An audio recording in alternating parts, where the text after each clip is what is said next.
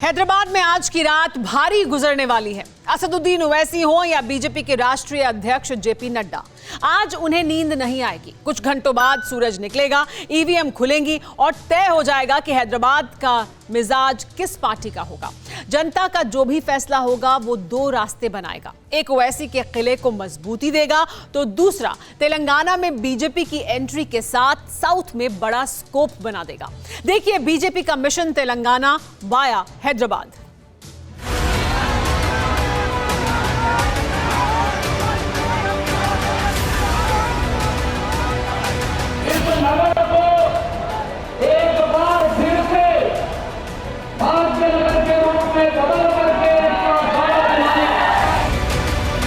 तो ये मुकाबला हैदराबाद बनाम में था, तो मुकाबला भाग्यनगर से होने वाला।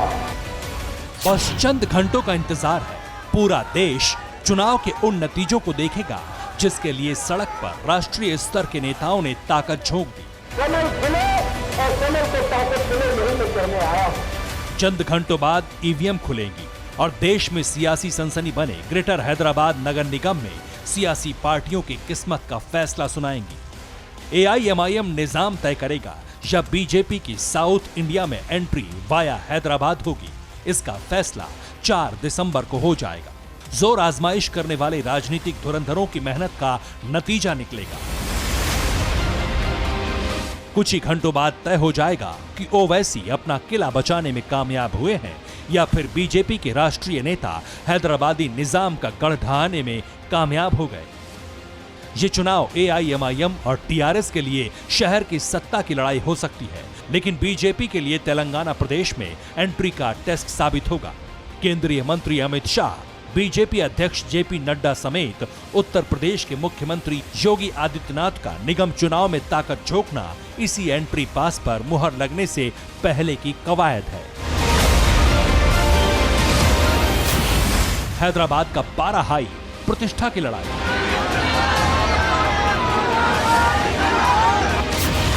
जीत तय करेगी फ्यूचर, बीजेपी पर कितना असर।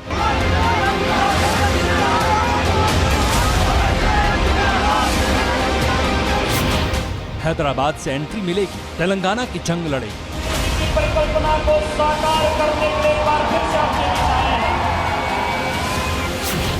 प्री टेस्ट, जोर आजमाइश, साउथ फतेह की ख्वाहिश। दिलचस्प बात यह है कि एक नगर निगम के चुनाव में राष्ट्रीय स्तर के नेताओं के रोड शो हुए। वोटिंग के बाद नतीजों का बेसब्री से इंतजार हो रहा है, वो भी सिर्फ इसलिए कि एक ऐसे शहर की सत्ता हाथ लगे जो दक्षिणी हिस्से के एक राज्य का वो समीकरण बदल दे जिसमें क्षेत्रीय प्रभुत्व को खत्म करके राष्ट्रीय स्तर की एक पार्टी को जमीन मिले, जिसका वजूद वहां ना के बराबर है। इसलिए प्रचार के दौरान ठीक वैसे ही जुबानी तीर चले जैसे राष्ट्रीय स्तर के चुनाव में चलते थे। तीखी नोकझोंक भी ठीक वैसे ही हुई जैसे देश या प्रदेश की सरकार बनाने के लिए सियासी दल करते हैं। अगर फैजाबाद अयोध्या हो सकता है,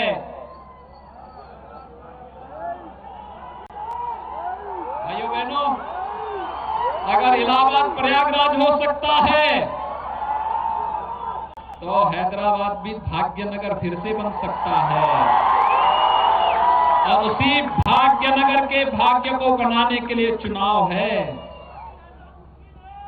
और भाइयों बहनों, इसी दिशा में अभियान आगे बढ़ने की आवश्यकता है। तुम्हारी नस्लें खत्म हो जाएंगी, हैदराबाद का नाम हैदराबाद रहेगा इंशाअल्लाह ताला। हर जगह नाम बदल देंगे। अरे तुम्हारा नाम बदल जाएगा मगर हैदराबाद का नाम नहीं बदलेगा इंशाअल्लाह ताला। ये इनकी सोच है। वो चीफ मिनिस्टर आ गए यूपी से, उन्होंने बोल रहे मैं नाम बदल देता हूं। अरे भाई साहब, आप क्या ठेका लेके रखे? ना तुम्हारा झंडा लगेगा ना तुम्हारा डंडा चलेगा। यहां पर मंजलिस थी और रहेगी इंशाअल्लाह ताला। बीजेपी के राष्ट्रीय नेताओं की एंट्री से AIMIM का तिलमिलाना इसलिए आम बात है, लेकिन तीखा पलटवार इसलिए हुआ हैदराबाद में क्योंकि तेलंगाना राष्ट्र समिति के अलावा किसी और दल की मौजूदगी का एहसास होना ओवैसी पचा नहीं पाए।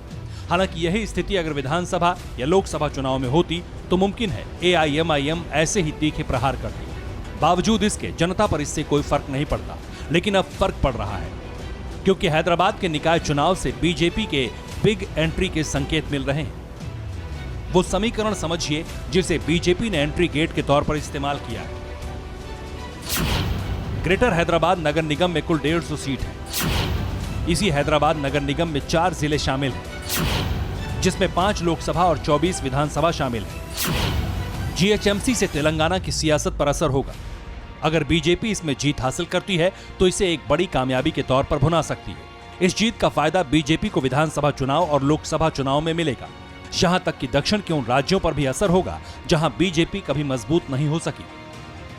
और अगर जीत हासिल ना करने के बावजूद हैदराबाद नगर निगम में मजबूत विपक्ष की भूमिका मिलती है, तब भी यही फायदे बीजेपी को होंगे।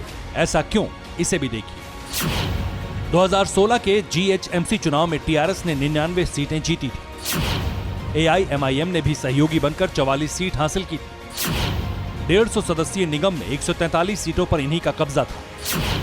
वहीं बीजेपी की 4 और कांग्रेस की 2 सीट पर जीत हुई थी।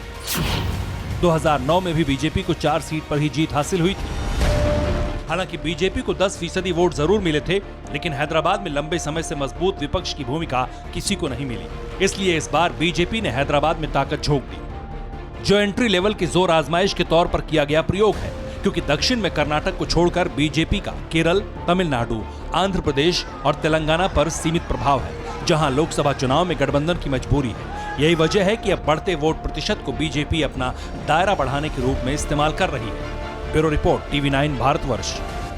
फिक्र आपकी, सोमवार से शुक्रवार रात 9 बजे सिर्फ TV9 भारतवर्ष पर।